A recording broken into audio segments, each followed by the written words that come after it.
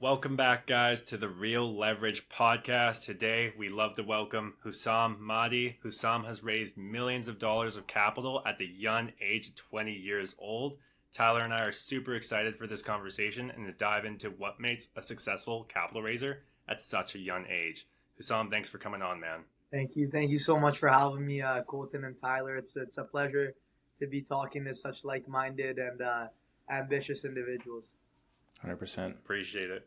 So, Hussam, I want to start this off by asking you, at 20 years old, you've accomplished more than most people can even dream of. What is the number one thing you attribute to your success at such a young age? It's a good question. You guys are getting straight into it, and I love it. Honestly, I think for me, you look at the people who inspire me, and they're not around anymore, right? Guys who inspire me, Alexander the Great. We were having this conversation in the pack room, Colton. Genghis Khan, and these guys that at my age were conquering worlds, right? Conquered one fourth of the known world at the time, right? Alexander the Great sat there on his 30th birthday crying, saying, what more can I accomplish? What more can I do? And the idea of like ruling and power really drives me. Obviously, I can't get on a horse and grab my sword and go, pillage and whatever. But I feel like today, power is found through business and through ventures. You look at what controls the world. It's tech, it's startups, it's money, right? Money runs the world. And truly, for me to leave a greater impact, something that's going to carry my name on, maybe one day have a statue and stories being told about me saying I want to accomplish more. I really feel like it comes back down to what you've said, what you've accomplished, and how you've done so. So in the modern day, it's through business and especially through finance, I believe, and that's what really drives me. Man, that's a fire opener. That's going to be a great clip as well. And I'm really excited to get into everything. And that's an interesting perspective we haven't heard on this podcast yet. Your like kind of mentors and people you're inspired by are like Alexander the Great or Genghis Khan and stuff. And these are old figures, but it's interesting. Myself reading a bit of history lately, looking back at like how true things were like 1,000 years ago and how true they are today. Like there's direct parallels. So you can learn a lot. Yeah. But let's pull back the curtain a little bit. Obviously you're raising a lot of money. I know you got a lot of exciting stuff and you're obviously very motivated, and I'm super stoked to dive into that. But let's pull it back a bit. Maybe give us a bit of an overview about what you're kind of working on the day to day, just so we can kind of understand what Hussam's about. For sure. So I came from a healthcare background. I worked in pharmaceutical sales, and I was raising on different health tech companies, including my own startup, various clinical trials. And, I did one of the biggest stem cell deals in the Middle East. Through R3 stem cells, I was able to connect them with a doctor of a conglomerate family. They were able to integrate R3 into various hospitals across the UAE, and God willing, fingers crossed soon, Iraq and Saudi Arabia, and as far as the Middle East spreads. So that's kind of my background. But I got connected with an individual. He manages a lot of capital in Vancouver, and he's a very young guy, very charismatic guy. I see his lifestyle, I see the way he's living. And it appealed a lot more to me, and he spoke the language of money. He spoke the language of finance. And he got me connected with a company called Brilliant Media AI. So Brilliant Media is positioned to be the world's first AI hedge fund. And it's a tech startup, right? So boom, right there. It's two angles and two things I'm very passionate about. So beyond raising capital, I've stepped on board as their director of sales and marketing, handling everything from investor relations, investor outreach, to building various content marketing funnels, and really just sharpening my tools and skills while being able to continue to connect and build my book for when I do want to start raising capital on public deals again or whatever it may be. Very, very interesting. And I appreciate that overview of where you are now and how you kind of got connected to Brilliant Media. I want to take it one step back, Hussam. You said pharmaceutical sales, and that's kind of where you got your start. You want to walk us through those kind of early years in pharmaceutical sales and how it built the foundation for you to go on to other ventures? For sure. So I started where everybody does. I was a student. I was 18 years old. I went to UBC. I thought I was the man, right? I'm like, let's get it. A lot of pretty girls around campus, a lot of amazing people. And I'm sitting in class and I'm looking around and we're all paying a crazy tuition, whatever. We're all studying OChem or whatever it may be, right? But I'm like, my professor makes $100,000 a year. I don't want to make $100,000 a year. The car I want's more than $100,000, right? So whatever, I want to go through it. doing the math in my head. Well, I don't want to be a doctor, right? I'm looking around, and as you know, the months go by. I'm sure you guys know it better than me. The class sizes go from a full lecture hall to maybe 20, 30 people, and you're sitting there and you're wondering what's going on. And I kind of just came to the conclusion I don't think I can do this for another couple of years. And, I love to talk. I love the sound of my own voice. So I got connected with a lot of people who were studying the same thing in different faculties and stuff. And it was through a very close family friend I got introduced to OcuCare Middle East. From there, I was able to set up an internship in which I was just kind of seeing how operations ran, right? Connecting different suppliers to hospitals and vice versa, filling orders, just seeing how the corporate world ran, whatever. And I fell in love with it, right? So from there, you move forward, and I was able to become one of the best performing salesmen. From there, I was able to move my way into a salary and commission based. Sorry, I'm talking about base commission. Yeah. And I was able to grow and kind of get my feet started there. But as I said, right, money's the language of power. It's the language of the modern day, and nobody understands money better than finance. And something I'm truly passionate about. So over time, interests began to shift, goals began to shift, and building my own startup, I was really able to. I hated the whole process of entrepreneurship. I hated the idea planning, the marketing plan. I hated the outreach. The only part I liked is sitting in front of people who'd want to listen to me talk and want to listen to my great ideas. And I was like, I fell in love with raising capital, and it's haven't looked back since. Dang, man. I'm going to be honest. I feel like me and Colton are going to have like 50 one-off questions for this interview. It's going to be really value-based, which I'm super excited about. I have so many questions to pull off of that. I'm dope. I'm loving the conversation, bro. Let's start with this. So you're 20, right? How Yes, have sir. you 21 in December. 21 in December. Perfect. My birthday's also in December. What day is your birthday? I'm on the 5th. Oh, okay, I'm on the 22nd. All right. How have you learned all these skills at such a young age? And there's a whole other conversation about how you've been able to analyze that. You don't like all these things, but you like to talk, and therefore you're suited to raise capital. But how have you specifically learned how to operate like that at such a young age? What did you do? Honestly, Tyler, it's the funny things I don't think I have yet, and I don't think anybody truly learns. I think most of the corporate world is a facade. I think it's a fugazi. I think a lot of people put on, right? And Colton and I were talking about this. When you're a younger guy, there's only so much you can put on. There's only so much you can fake. You're still finding out who you are. So for me, it's kind of just taking things I'm very passionate about and I'm very interested in, and trying to grow and leverage that. And learning along the way. Failure's been my strongest teacher. It's been my biggest setbacks have been my best lessons. And, I don't think I'd be where I was today if it hadn't come to failing and getting turned down by investors, and, being told that you're too young and whatnot, and having a lot of great mentors along the way. Yeah, interesting. Colton, I know you're ready to jump in, but I got to hit you with this follow-up that directly ties into this. How has confidence impacted your success? Because clearly you're confident and you're ambitious. So how does that play a role in your success at a young age?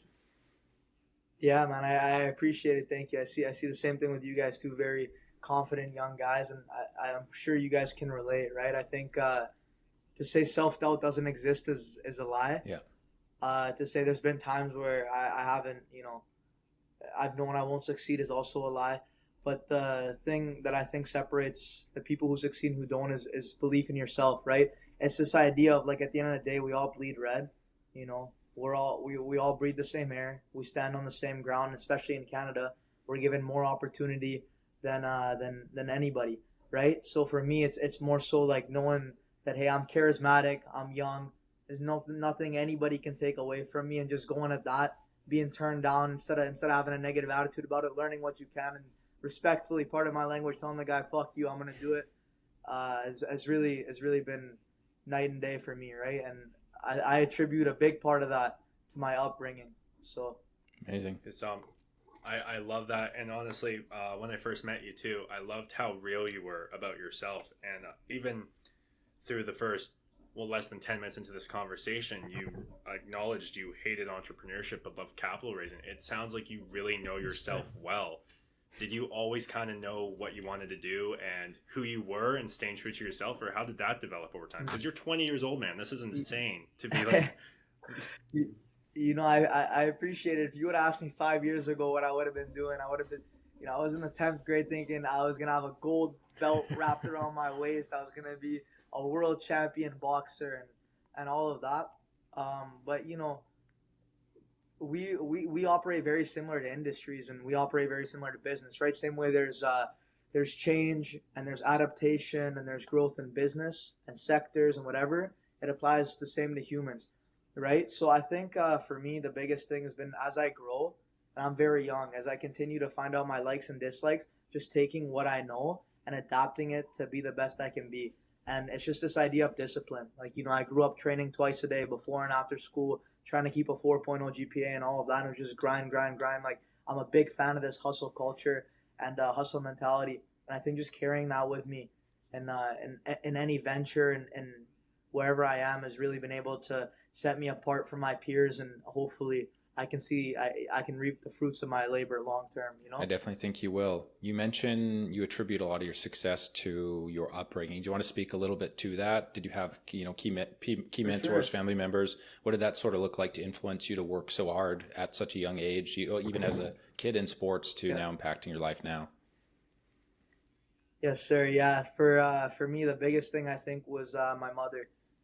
So my mom, I'm her oldest son, and when I was born, my dad was still in Iraq. So my mom's a refugee in Canada, and she was working up until she was 8 months pregnant with me to support her sisters, her parents, and me. Right, her water broke when she was at work. So my mom has hustled since the day I was born, and a couple weeks after she was straight back to work. When I was in school, there's always time for me to learn and go to her if I need help on a project. We've all been there last minute. You wake your mom up, you tell her you got a project due, she's gluing stuff on the poster board for you, right? So I think just having that and seeing that, I can attribute a lot of that to her. And my dad would tell me, he'd say, you know who you are, right? I tell him who. He'd say, you're not only Iraqi, but you're my son, so you're born to be great, And that's one thing I think it was just bred into me from a very young age, and I believed it, and I've carried that mentality. Is I don't care, what it may seem right now. I'm the best. Maybe I'm not ahead. Maybe I'm not the guy who's most ahead or whatever. There's a lot of people ahead of me, but there's very few people better than me. And some people call it arrogance. Some people call it ego. I think it just makes me who I am, right? Is this idea that we're all equal, but at the end of the day, if I put my head down, you put your head down, I'm going to come up on top. I'm going to be better than you, and I'm going to be the best. And I don't care who you are or what you do. If I'm going to stick to it, you're not going to compete with me. I love that, Hussam, and it's really nice to hear that your mother has been a big inspiration for you. My mom has been one of the biggest inspirations in my life, her being so hardworking, and the fact that she was working when she was 8 months pregnant just speaks to her toughness, and I can see you have that in you. I appreciate it. I want to bring it back a bit to discipline. You mentioned you were extremely disciplined as a young kid, boxing or fighting before school and after school. Obviously, you recognized this from your parents and how hardworking they were as immigrants and refugees into the country. How has your discipline kind of developed over time? Because, again, dude, you're 20 years old. To be this disciplined and confident is absolutely insane. So how has this developed over time? Let me tell you something, Colton. When COVID hit, I was probably one of the best Warzone players in the country. I was 14 years old, and you could push me on either side, I'd roll. Forwards, back, left, right, I'd start rolling. Same. But just finding boxing and finding the sport, and I think honestly, I can attribute my discipline to that. Of having, no matter the outcome, you got to show up on weight, you got to show up to perform, and you got another grown man trying to take your head off. And if you're not there mentally, you're gone. If you don't prepare hard enough, you're gone. And it's this idea of, hey, a fight's a war, boxing's a war, and let's get ready for war, and just training. It's the hardest thing mentally I've ever done. And I've connected with another entrepreneur, big CEO, who's the same thing. He was a boxer growing up, and he attributes a lot of it to success, right? The idea of constant pressure, of constant fear of your life, of your well-being, all of that. Getting up and talking in front of a bunch of people in suits doesn't seem that scary, So I think my discipline, my grind, all of that, it was harnessed in the gym. Interesting. I've got a few things there. First of all, I was an adult in COVID, so I'm feeling a little old on this call. Um, what do I want to get into? So many things, man. Let's get into what your sort of day to day looks like. You talk a lot about, discipline, and with discipline comes consistency. So how do you manage that on a day to day basis? Do you have a pretty standard routine that you try to keep? I know you bounce between Canada and Dubai a little bit. What does that look like? Yep. It's been pretty stagnant in Canada with everything going on in the world right now. But Right. currently, it's wake up, and if I don't, ideally I try to set my meetings for Mondays or Fridays, right? I find people Okay. are open on those days or more open to meet, whatever. But it's wake up, and I 6 a.m. I get straight to my outreach, right? Believe it or not, recently I've been a night owl. I've been going to bed at 3 a.m. I wake up a little later, get straight to work, put my lead list together, start my emails, my outreach, connect with our CEO, see what goals need to be met in the marketing or sales department, start drafting up content funnels, content ideas, scripts, whatever, where I think we can innovate, where I think we can kind of pull back, hammer that away. I go, right, currently I'm not trading too much, busy with work. I go meet who I have to meet, eat, take a little break, and then normally nighttime rolls back around. I try to put in another couple hours. Instead of staying up on my phone scrolling, I try to learn a skill. I try to read more about the industry, read more about marketing, read more about these higher ticket sales. Try to learn the language of finance a little more. Recently it's been a lot of junior cap stuff. Like I was talking to Colton, been super into that, and how these guys are structuring liquidity and deals, and just trying to find ways to educate myself and all of that. Interesting. Absolutely love that, Hussam. You are a constant educator and want to improve your skills, and Tyler and I can relate to that as well. Yeah. Every day we're grinding. After this, I'm gonna be reading. I know Tyler's probably gonna be reading as well. That's Just awesome. trying to get better every single day, get 1% better. This is Were you sorry. like this? No, go ahead. What were you gonna say? Go ahead. This is what I Okay, feel no, like. I was gonna say. Unfortunately for us, if you're a laborer, if you're a trades worker, if you're a trader, not trader.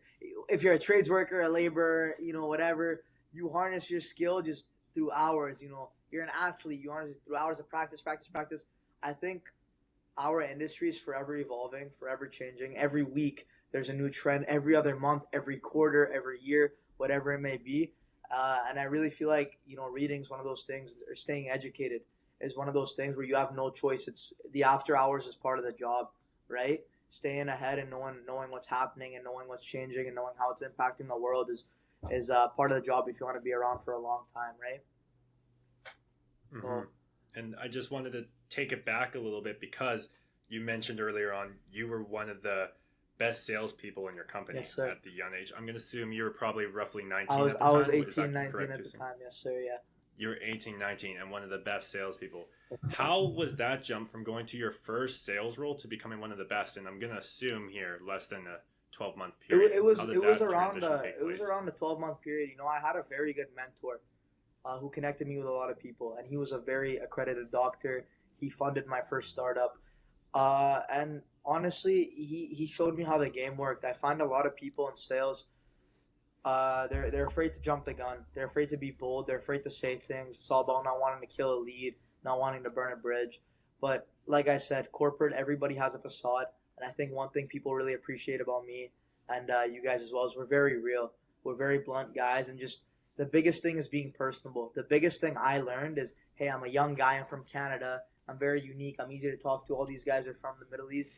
There's a lot of perspective and overlap we can share, and it's way easier to want to do something for your friend than for a client or whatever. So it's just more so I think the thing that gave me an advantage overall was being able to build relationships, and that's I think another reason why I've slowly moved into the capital markets and raising capital and all that.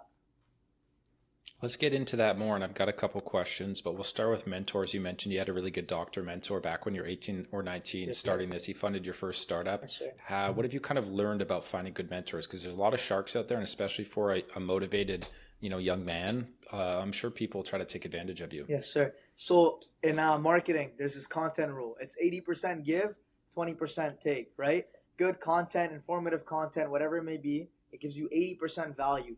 Whatever it may be, information, what advice, it takes 20%. I kind of apply that rule with people, right? I feel like people who are truly there to help you, not leverage your situation to benefit theirs, they give 80-90% of the time. And the few times they take, it's to benefit you. Hey, do you mind working on this for me? Hey, do you want to wrap this up for me?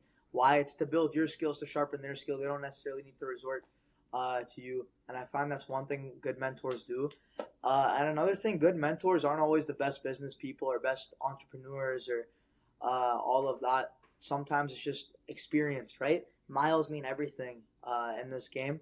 And people who have failed constantly, people who are still failing today, right? Maybe not successful, what they do can tell you, what worked, what didn't work, who's still around and why and all of that. And I find that, more oftentimes than not, those types of people get overlooked. But for me, I try to find perspective and value from whoever I'm around. And truly, I think, like I said, a good mentor, their only intention is to inform you. Colton and I don't know if he wants his name mentioned, so I'm not going to mention it, but, we share we share the same mentor and we have similar experiences with him. And it's the same situation. It's another younger guy who can relate to you, relate to your situation, who at one point sat there and wanted the same things you wanted. And it's more so a testament of saying, hey, it's possible, and just following in their footsteps. So I find connect with other like-minded individuals and people who want to see you grow, and that's it. Amazing. That's great. And you mentioned too, obviously we have this shady figure that people are going to probably think we do backroom deals with now. Yeah. But the one key theme from other guests, as well as Tyler, you're making me laugh, man. From other guests as well as yourself, is how important your network has been to elevate your career even to this point. Do you want to speak a little bit on that and paint that picture for us? Sure. Because this doctor introduced you to pharmaceutical sales and helped fundraise your first business. So paint us that picture. 100%. Like I said, I think people jump the gun too quick. I think people are too quick to ask and whatever. And at the end of the day, whether it's in a year or 10, a friend's always going to give you value. So network is the most important thing, I think, in business, in sales, in whatever industry you're in, right? And for me, being a young guy, I can tell you I've reached $1 quadrillion. I can tell you I've worked with X, Y, and Z. I'm 20 years old. I have no real life experience, and I know that, right? And I'm humble to that, and I'm open to learn. But having that network is kind of like getting those miles in, kind of seeing what's up. And if you have somebody who's accredited, who knows somebody who's got a relationship built, willing to vouch on you, vouch on your name, your business, willing to make introductions for you, you cut that process in half, right? And you can sit there and have them as your own personal board of advisors whenever you need. So for me, I wouldn't be where I was if it wasn't for my network. And I'm very grateful to the people who helped me, who helped bring me to this point today. That's great, man. Literally, that is probably the number one thing that has been repeated from the, 7 or 8 interviews that me and Colton have done over the last few months. Every single person has said that probably the number one thing that attributed them to their success was building a network. So if anybody's listened to all of those episodes, please take note of that. It is so true. It's a cliche, but your network is your net worth, right? At the end of the day, you can be dirt broke if you have a book or a phone worth, a couple $100 million worth of people, and you sat there and you grinded something out. You can raise some capital, or you can go to them and find opportunity for work and all of that. And 100%. Like I said, we're young, man. We're in no rush to get rich. I'm just in a rush to get connected, right? So for anybody listening, you guys know where to find me. That's an amazing perspective, Hussam. Not in a rush to get rich, but in a rush to get connected. And that's a great mindset that a lot of people who haven't quite figured it out should figure out. It's that the quicker that you get connected with the right people and you can learn from them, you learn so much more by building a good network and getting connected than just chasing dollars. And something that Colton and I also often have to remind ourselves is like, focus on the bigger picture here. Don't be so focused on money. Yeah. There's so much I want to get into. Go for it, bro. I'm gonna pivot. I'm gonna pivot it a little bit here. So before we talked about your confidence and how that's impacted your success, but I'm wondering, how do you balance being super confident in yourself, which you need to be for your success at this age, but also balance being humble enough to find mentors and a good network? How do you balance that? Because they're technically contrasting. Yeah, 100%. I think there's a time and a place. I think being confident in yourself it applies wherever. I think anybody who calls it arrogance or whatever is naive. So being confident in yourself applies wherever, and I think the difference is you can be confident in your ability, but you should understand that at the end of the day, everybody has perspective. Just like me, right? So I think for me, it's being confident in my ability to adapt, to understand, and to grow, but not so much my ability to do something better than somebody else, right? I think for me, just like I said, being willing to exchange perspectives, uh, that's the main thing for me. Interesting. Really appreciate that. And then for our audience here, because not everyone is 20 years old, raised capital, traveling the world, or 22 or 24 years old and has a good network. What advice would you offer to our audience who wants to start building a network, and how could they get started doing that 100%. today? I've been repeating the theme throughout the course of the last 30 minutes on this podcast, but it's way easier to do something for your friend than to do something for a client or for whoever. So at the end of the day, go to your local bar, go to your local restaurant, throw on your suit, your tie, whatever, and go try to get connected, talk to people. If Colton just approached me on LinkedIn and said, "Hey, do you want to be on my podcast?" I would have respectfully declined, or maybe not so respectfully declined. But no, I'm just joking. But the fact that he reached out to me, we were able to share perspectives. I saw what he was about. I saw the message and the mission he was on and trying to accomplish, and I related to it. It made me not only want to hop on the podcast, but build a long term relationship with him, and now hopefully Tyler as well. So I think that's the biggest thing is just go out there and get connected. Don't worry too much about online and LinkedIn, coffee chats, whatever. It's way easier to start at home. So wherever you are, just go out there and figure out anybody who's anybody and do whatever you can to get on their good books. That's an interesting perspective, and I'm going to not necessarily contrast it because I very much agree. There's so much that you can gain from going out, and I would encourage everybody to go network in public. But there's very much a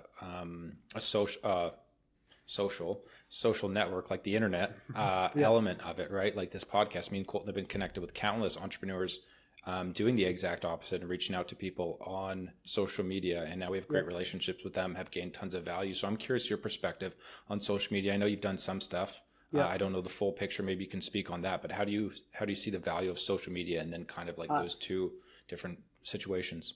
I think we live in a generation where being online is probably one of our strongest assets, right? I'm the click of a finger away from anybody I've met, and it almost contradicts what I was just saying. Again, but for me, I find it a little harder to build relationships online with people you don't know, especially the type of guy I am. I'm a very personable dude. I like to laugh and joke. It's a little harder when you're texting somebody, whatever. But if it works, it works, right? If you find like-minded individuals, a group, a WhatsApp group, a Discord channel, an entrepreneur on LinkedIn, whatever you want to connect with, I agree with you, right? But again, it all goes about, to anybody trying to build a network, it all boils down to just make friends. Right? Don't try to take too much. Try to give more than you take. Try to give more than you ask for, and eventually, you do good enough of a job. You build a strong enough relationship. People are going to come to you with opportunity and advice and everything you're looking for, and all the above. Yep.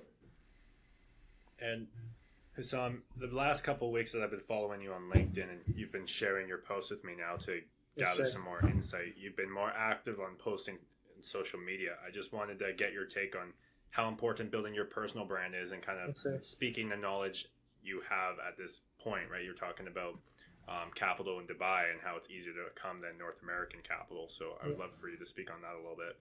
100%. So you just touched on 2 points. I'll touch on both of them. The first one is a personal brand. Your personal brand is the most important thing in any business in life. I was telling Colton and I were having a conversation about this. Walking into a room, your appearance, right? The way you're dressed, it's how you're perceived, it's how you're judged, and online is just another one of those things, right? The insights you post, the people you're connected to, the relationships you build, it says a lot about you, and it adds a lot of credibility before the first introduction's even made. From posting Dubai content, I have a lot of different Dubai funds and investors reaching out to me, trying to connect and build that bridge and hopefully open doors in the future. So your personal brand, I think, in any industry and any space in life is the most important thing. The way you carry yourself is how people perceive you. In terms of Dubai capital versus North American capital, I'm all for Dubai. I'm a big advocate. I'm a big fan for Dubai, and I think anybody who's lived there or stayed there knows what I mean. Aside from the beautiful girls and the beaches and the nice weather, there's a lot of value you can take from it. And the biggest thing I love is the idea of this 2030 or 2040 or 2033 Dubai or Saudi vision. This whole idea behind the MENA region of they're not investing in today, they're investing in tomorrow. They're investing in what's going to open jobs for their people. They're investing in things that are going to revolutionize or pioneer new spaces in industry. Yeah, they're not so much investing in what works today. They're investing in what's going to be there tomorrow, right? They're investing in infrastructure. They're not investing in an app and an idea. They're investing in people. And that's something I'm very fond of. Any Dubai fund I connect with or work with, the first question they ask me is, how will this help us, right? Not me, not you, us, Dubai as a collective, as a whole, the Emirates, Saudi as a collective, as a whole, whatever it may be. And I really love that idea because at the end of the day, companies exist. Why? Because there's a problem and there's a solution or demand that needs to be filled. And that idea and that narrative really sits well with me, how I think, how I align. I'm in this business to change lives and build a legacy, and they're doing the same thing for their nation. And there's nothing greater, there's nothing to be more proud of. So I'm a big fan of Dubai, but at heart, I'm a Canadian, so I love it.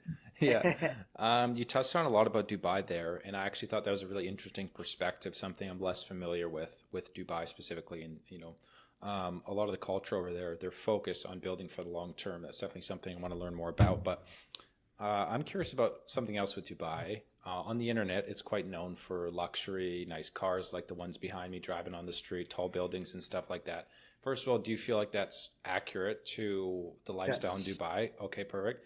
Two, spending time over there immersed in that, do you feel like that's influenced your mindset at all, wanting more wealth, more success, being surrounded by that? You'd be surprised. It did influence. So I'll just touch on the first point. In terms of Dubai, yes, it's 100% true. You'll walk in to wherever it may be. I was telling Colton this, and you'll walk into a bar or a restaurant or whatever, and you look around and be not only beautiful, beautiful young women, beautiful girls, whatever, prettiest girls in the world. So it motivates young men like me to be out there and start networking. But aside from that, on a real note, you walk into a room and the wealth and the value that's just around you. It's successful entrepreneurs. It's successful bankers, lawyers, doctors, startup founders who are there to network, grow, and connect. You go at dinner. Here, if I walk up to someone's table and introduce myself, there's a bit of a stigma or idea to not maybe do that, or it's viewed as disrespectful. Over there, the room's open to conversation, and the people are very down to earth, and everybody there is most people there are foreigners, right? Most people there are new to Dubai and in Dubai for the same reason as me. So it's really unique. It almost provides a platform for young entrepreneurs, accredited investors, whoever you may be, to come in, find your clique, find your circle, and really just grow with it. And that's amazing. In terms of your second point with the lifestyle, yeah, the lifestyle is true, and it does have an influence. But growing up here, it's very, especially you guys on the island, right? I'm sure it's very rare you guys saw like a crazy car, a massive villa, and all of that. And a lot of the people out around there, they own, the Cullinans, they own the Ferraris, and they had the nice apartments. And the thing that the people prided themselves on wasn't the material items. Over there, wealth speaks, money speaks. Nobody's doing things for other people. The things they prided themselves on wasn't the wealth. It wasn't the nice car. It wasn't the big chain or the big watch or the beautiful apartment or view. The things that they really prided themselves on was what they've built, what they've accomplished, the ventures they're working on, and their everlasting impact. And that kind of showed me, all this money, all these nice toys that I want, right? All this, and the thing that people are priding themselves on are the things they've contributed for society and for others, or for their industry, or accomplishments they had. And it kind of put into perspective more so what I should be after and what I should be directing my times towards chasing, which is, it goes back to it. I'm in no rush to get rich, but I am in a rush to become accomplished and accredited and respected. Amazing. And Hussam, you said a lot of valuable stuff in this podcast. I think that snippet of 2 minutes is some of the most valuable for people to understand. Tyler and I, especially in the last couple of weeks here, we've been shifting our priorities to what we're passionate about and not chasing the money, like it will come. Were you always like that, focusing on legacy? I know you talked about you have these influences of Alexander the Great and Genghis Khan, but again, being a young guy, us as well, we're influenced by I just make this amount of money and then I've made it, and I make Yeah. 20K amount a month and then I've made it. How has your mindset kind of shifted from that? Because I'm sure when you first got into sales and stuff, the money was amazing and that's all you could think about. Yeah, 100%. And there was months I'd be making more than nowhere near like multi millions, all that. But there were months where I was making a lot for a really young guy. And you look behind you, Tyler. You got some beautiful cars on the wall, right? And it's everything I was after for a very long time. This idea of making more money, making success, having these things that I thought defined me. But you know, pardon my language here. A stripper has money, right? A drug dealer has money. All these people have money. I'm not here to judge anybody, but money doesn't define you. At the end of the day, Colton, I believe I told you this at the pack room. Nobody says money makes me. It's always I make money. I make money. So at the end of the day, that's exactly what it is. You make money. You make what you have of your situation. I've met people across the world and Canada who have so little but are so proud of the life they built here and how far they've come as immigrants or refugees or small business owners. And I've met people with empires and billions of dollars and family wealth and all that are lost, that are just chasing the next goal, and they don't really slow down and appreciate how far they've truly come. And for me, I think that's the idea I'm kind of moving forward with my life is everybody can have money, rich, you can be born rich, you can make it in unethical ways. At the end of the day, money is a piece of paper we print that runs the world. But what truly separates the people I mentioned from any rich guy, any billionaire, anybody else, Alexander the Great, Genghis Khan, different religious figures I look up to and all of that, is the idea that they impacted so many people's lives. The legacy they left is so great that we still talk about them today. And it's that idea that I want to do something that impacts and changes, and I want to, don't get me wrong, I want to get fucking rich doing it, right? So Yeah, dude, that's interesting. I've had something written down on the paper for a while, and you've been kind of speaking to it a lot, and I've analyzed it about you a lot, and it's actually twofold, and I want to get into both. Number one, the first thing you talked about, like you just did again, Alexander the Great, Genghis Khan, you clearly analyze other people, which I want to dive into, but you also analyze yourself. It seems like you're extremely self-aware. Me and Colton are constantly analyzing ourselves as well. So I'd like you to speak a little bit more too. I know it's kind of 2 points in one, but like, have you always known to analyze others and take wisdom from them? Have you always known to analyze yourself because you want to improve, or has that developed over time? What does that look like for you? I think for me, I've always just I've set the bar very highly. Like I spoke on it earlier in the podcast. My dad would tell me, not only are you Iraqi, but you're my son. You're born to be great. And I saw how hard my mother and father were working to provide a life for me. So it's more so just analyzing the situation, analyzing where I am, and understanding, okay, who does someone I want to be like? It's here, right? I'm a critical thinker. Okay, let me reverse engineer the things that they did to get there. Okay, who's someone I don't want to be like?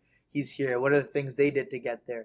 Right? Where's the overlap in what I should do and what I shouldn't? And just taking things like that and applying it to my life. And it's not a conscious thing. I think it's just been built over time. And, I don't know if people are born a certain way, but it's kind of something I've always been very attentive to is, what's my goal? How do I get there? What are the things stopping me from doing it? And I think that's another thing that's made me so successful in business is this critical thinking mentality and this ability to break down problems into simpler, tasks and solutions and etc. That's right. And I got to follow up to that. And it's an interesting point you brought up. You don't know if you were born that way. And I often attribute some of my better qualities to just, I'm lucky I was born this way. And there's a lot of learned, and it's true. There's a lot of learned behaviors and a lot of learned skills. Like it's endless. You can learn anything. I believe that.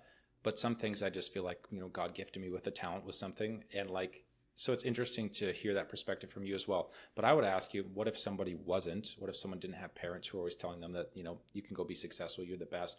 What would be some practical advice you could give our audience right now to kind of take those first steps, maybe analyze other people, but also look within themselves where they can improve? Because I don't think a lot of people do that. Yeah. So I found, I didn't grow up in the best situation, but I was never ashamed of it. And I had a lot of friends and family who were.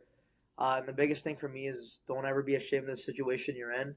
Don't be ashamed of the problems you're having. Be ashamed if you're young, fit, mentally capable and you're not doing something about it. That's when you should feel shame, right?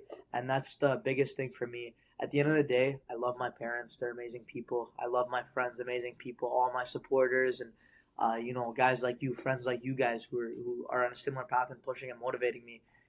Listen, at the end of the day, you guys aren't working for me. I'm not working for you, and vice versa. It goes the same with parents and family. So you are truly responsible for the power you have over your situation. You are in full control, and I'm a big believer in God. Whether you are or aren't, it goes back to this idea of free will, and you are in control of your situation. I believe Machiavelli touches on this. I don't know exactly what he talks about, but I read a lot of philosophy in that sense. A lot of ancient philosophers actually talk about people doing this in the modern day still, of removing power from yourself and your own situation and giving it to others. Right? This idea of attributing failures to other people. Oh, I wasn't successful because this guy said this, or I wasn't successful because I went here, or I wasn't successful because my boss or because my teacher or whatever. But at the end of the day, boiled down to it, it's your life.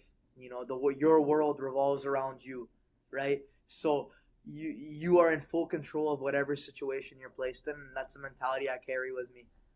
I think a lot of people can relate and adapt to what I just said. Yeah.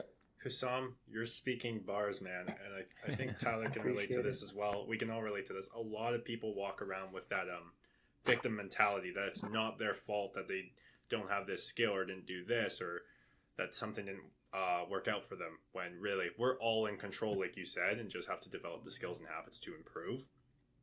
You've mentioned a lot about reading philosophy. I'm curious, what have been some of the most impactful books you've read thus far? Yeah, for sure. So, being a younger guy, it's very important to educate yourself. We spoke on it earlier, right? And for me, it sits on my desk to this day. It's Laws of Human Nature by Robert Greene. I was touching on it earlier. I think this book and a lot of Robert Greene's work, amazing writer, philosopher, whatever you want to call him. It's very influential. It's very unique and good to learn from. But being honest, being genuine, I'm not a big reader. For me, it's more so we live in a digital age. We live in a media age. I take a lot from online. So I enjoy, going on YouTube, watching things like oversimplified history videos where they're drawing stickmans and talking about history and kind of diving into deeper topics and all of that from there. I'm big on documentaries, and I think for me, it's more so just reading about history, and I'm a big believer in history repeats itself. I don't think human nature's changed, maybe just the way we apply things. So kind of just seeing what made people successful then versus now, and what overlap it has, what changes, and all of that. I think those are things that make me who I am. That's a really good point that you brought up, and it's something that I've been continuously realizing over the past few years, and most specifically recently, is human behavior doesn't really change. And it's such an interesting point. You can learn lessons from 1,000 years ago that are directly applicable to your neighbor today. And the application does change, but it's like how people act at a core level is very similar. So I'm curious, with that in mind and what you've learned about that, how are you applying that to business and relationships? Because obviously you're dealing with people a lot. You're a very people-based person in your work. How are you applying that knowledge to your success in business? 100%, right? I want to be a leader. And hopefully one day I can manage my own fund, or I can have a big book of investors, and I can have young guys like myself, and hopefully guys like me, you, and Tyler, whoever, who can sit there and reach out and do what I tell them, right? But you look at a trend among history, it's like the most successful leaders, most impactful leaders, most influential leaders, they're charismatic, right? They're bold, they define their goals. Oftentimes they're scrutinized for what they believe, but they're told they can't do it. And just taking that and taking the overlap in that and applying it to myself and who I am, and the situation, the landscape I'm in, the business I'm in, whatever. And I think that's how you can just take, learn, and apply. Right? You look at sports. Go look at good captains versus bad captains. Right? Good team players versus bad team players. It's the same idea, right? Human nature doesn't change. So I'm a big believer in that. Excuse me, I just gotta respond to this. We've talked a lot today about your journey, history books you've read, your discipline, human nature. what is the biggest lesson you have learned thus far in life in general? Not in business, but in life. Yeah. Everything happens for a reason. For me, it's weird. I'll sit there and my best friend, been friends with him since I was 5. I sit there and I'm talking to him like, was I meant to meet this guy? I was here. I shouldn't have been here at this random time on this random day. And now, we're sipping cocktails on a beach club in Dubai. Or, what the heck? Or, I'll walk into a bar and I'll meet somebody and we'll be talking. And next thing you know, he's raising capital. Or he knows an investor for a project I'm working on. Or it's crazy. So I think a lot of people try to live their life around a schedule. And that's fine when it comes to work and whatever. But, don't be too mundane in what you do. At the end of the day, everybody's life's different. Every day is a different day in its own way. Just being able to kind of make the most of whatever opportunity you're given, whatever setback. I don't want to get too preachy or motivational here or whatever. But again, it ties back into that own idea of you're in control of whatever situation you're in.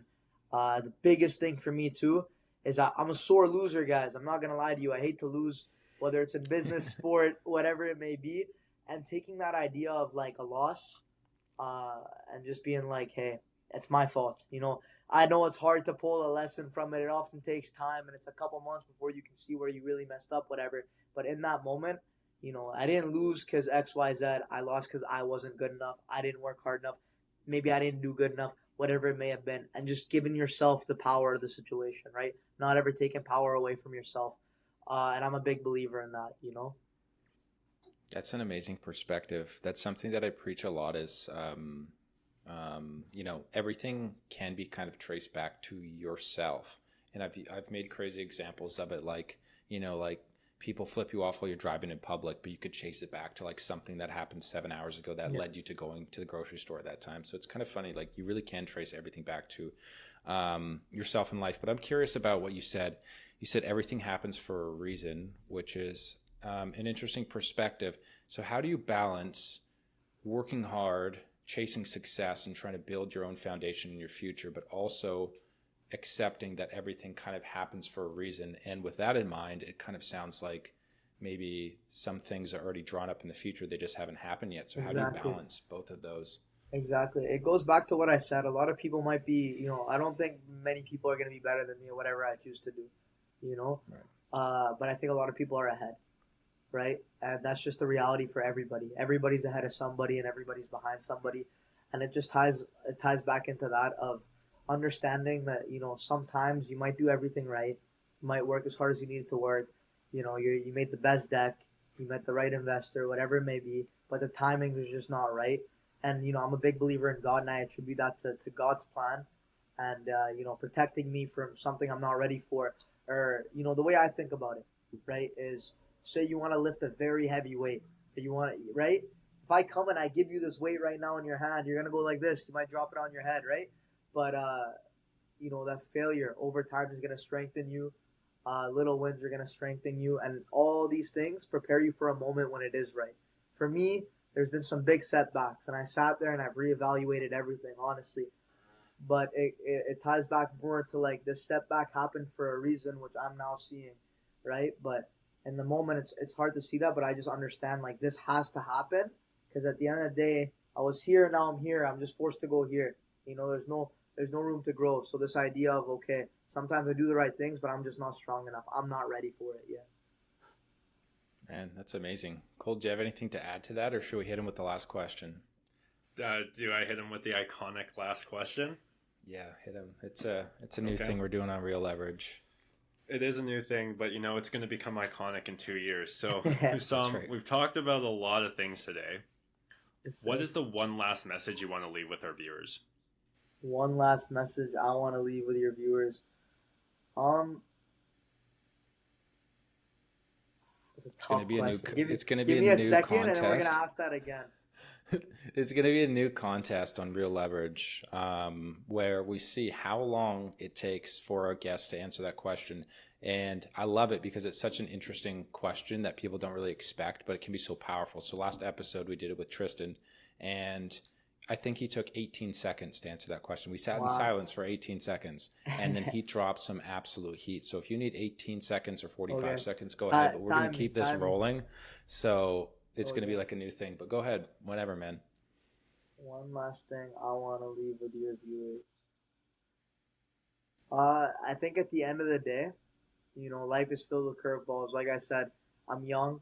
I'm not the same person I was 5 years ago, and I won't be the same person I am 5 years from now. And I understand that.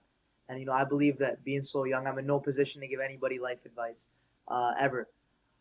That being said, one thing I carry with me that I hope everybody does as well is this idea and this mentality of you can learn from whoever and wherever. My dad is a grade 7 dropout immigrant, and he's one of the best sales and businessmen I know. My dad has a very small and humble business. He worked his whole life until I started working, and it's the same idea. A lot of my success is attributed to him. You can learn from anybody and everybody. You can take the worst from people's situation and apply it to you, and learn from it. You can take the best from someone else's situation and apply it to you. To all your younger audience out there, which is I imagine who's mainly consuming the podcast and all of that. At the end of the day, we're above nobody. Experience in the game of life, miles speaks for itself. Experience speaks for itself. And no matter how hard I work or how long I work, I'm 20. I'm never going to get that much experience being young. And it just comes with time, but learn from other people's experience and resort to not only the winners, because everybody's trying to go to them, but go to the people who didn't succeed, and see what they're all about. And that's one piece of advice I want to leave. That's amazing, man. Thank you so much, Hussam. So much value was dropped today. Tons of knowledge for people to take away. So thanks for coming on, and thank you to everyone for listening today. Thank you guys for having me. I appreciate it.